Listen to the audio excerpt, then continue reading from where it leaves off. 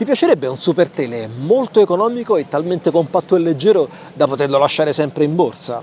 Sembrano esigenze inconciliabili, ma il Tokina SZX 400 F8 ci riesce. È un obiettivo microscopico e leggerissimo, costa poco ed è disponibile per praticamente ogni fotocamera di qualsiasi produttore. Un'ottica strepitosa, mi dirai? Beh, resta da capire come funziona. Ciao, sono Mariano di videozappo.com.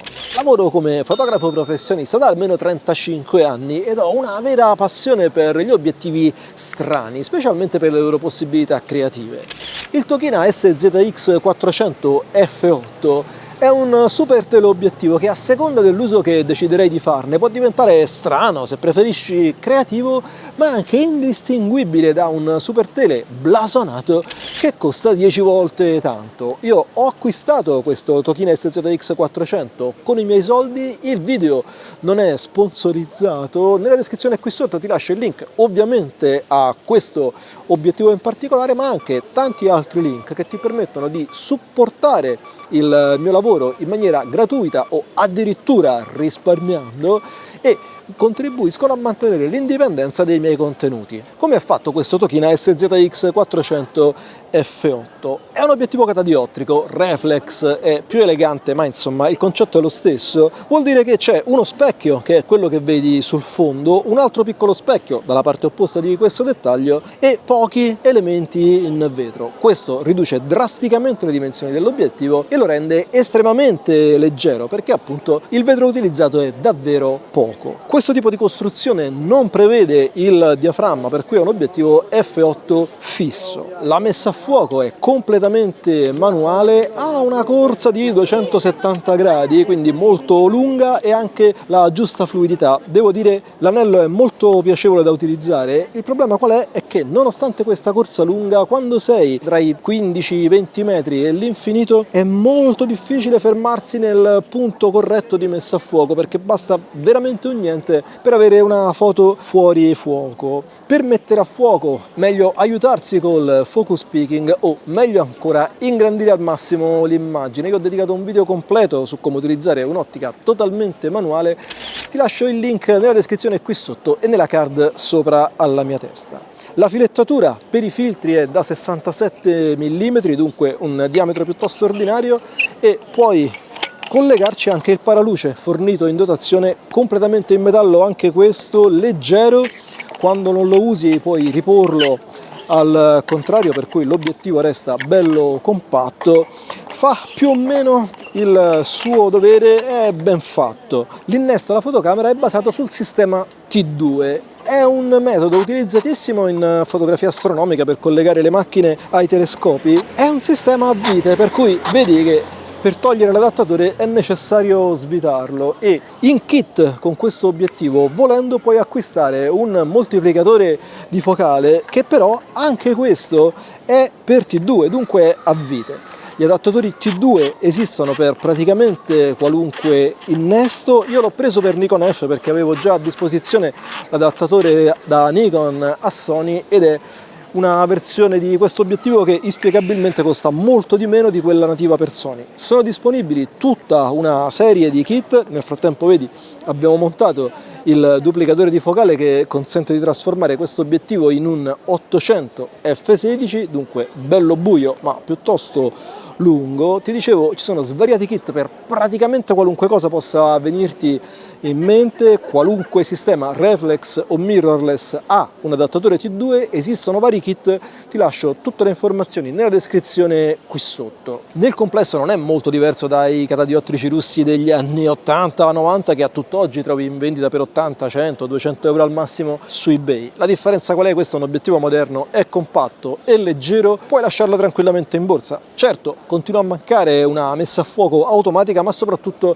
una qualsiasi forma di stabilizzazione. Puoi utilizzare la stabilizzazione sul sensore se la tua macchina ne dispone, chiaramente devi configurarla a mano perché l'obiettivo è totalmente manuale, non trasferisce alcun dato alla macchina, dunque dovrai comunicare all'apparecchio la lunghezza focale corrispondente, 800 mm col duplicatore e 400 se lo usi invece da solo. Ok, fantastico, ma come va questo Tokina SZX 400 F8? La distorsione è assente, ottima notizia, anche perché non ci sono dati EXIF, non viene caricato automaticamente un profilo che andrebbe a correggerla. Discorso diverso per la vignettatura, perché se gli angoli sono molto facilmente correggibili con l'apposito controllo, c'è una specie di cerchio in mezzo fastidioso che a seconda del tipo di foto è più o meno visibile, che è molto facile da correggere con una tecnica derivata dalla fotografia astronomica se utilizzi un software che supporta i layer come Luminar Neo, Photoshop, o insomma tanti altri che supportano questa caratteristica, ma che è molto complicato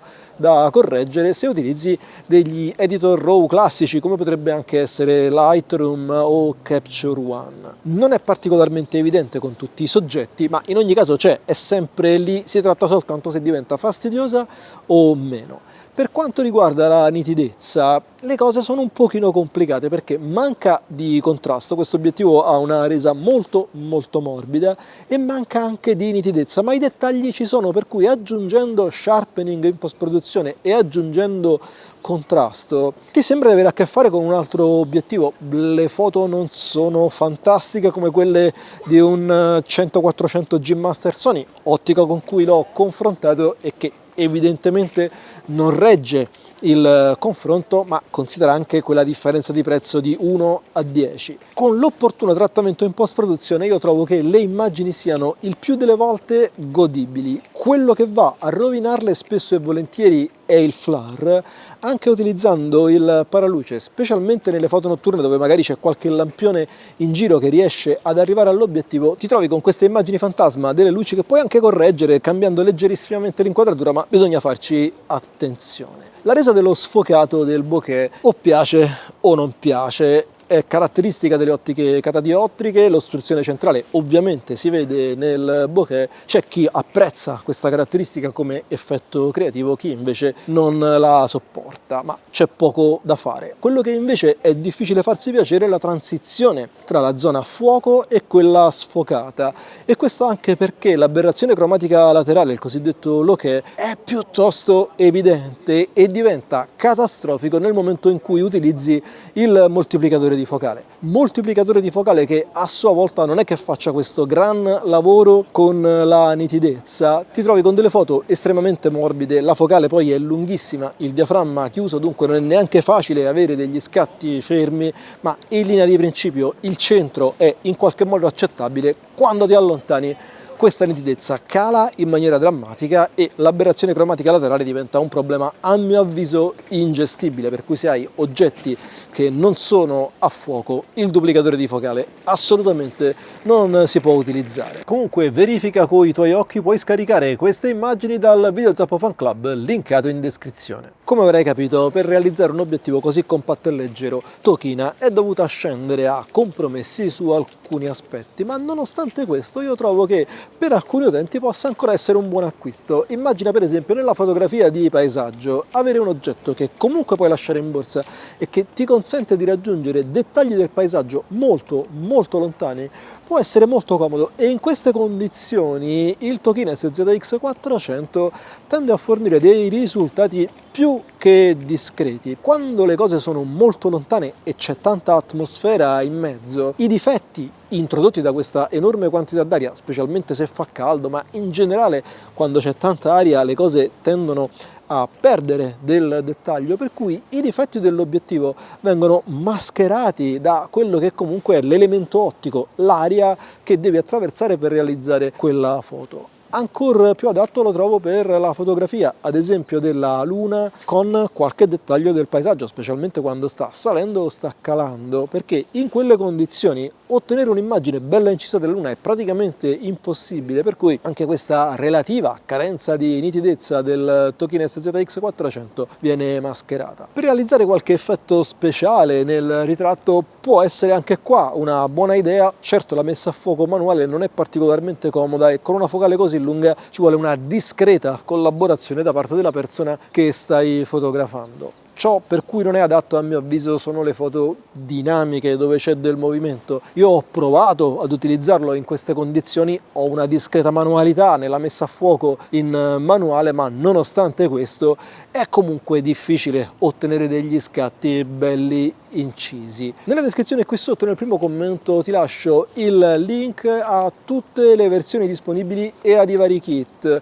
Considera che il moltiplicatore di focale, a meno che a te non interessi specificatamente fotografare la Luna, sono tendenzialmente soldi buttati, per cui ti conviene considerare gli altri kit, quelli composti dall'obiettivo più l'adattatore per il tuo sistema. E considera anche che se non dovessi trovarlo per il tuo sistema a prezzo stracciato, cosa che alle volte capita, dunque tienici un occhio su Amazon, perché come ho fatto io l'ho preso veramente a prezzo stracciato per Nikon. Poi un semplice adattatore dal sistema per cui lo hai preso a quello che invece stai effettivamente utilizzando costa tra i 20 e i 40 euro, dunque può valerne comunque la pena. Ti dicevo della fotografia alla Luna, è forse il settore in cui questo super teleobiettivo eccelle e ti consente di ottenere risultati migliori, specialmente come ti accennavo quando sta salendo o calando. Io ti ho spiegato esattamente come fare per fotografare la Luna, è un'attività molto più semplice di quello che può sembrare e con un'ottica così economica la puoi affrontare senza svenarti. Ti linko il video qui accanto, fai clic per guardarlo, dammi una mano col canale, condividi questo video, fai sapere a tutti di questo nuovo obiettivo e come va, ma soprattutto ricordati, non smettere mai di imparare. Ci vediamo nel prossimo video.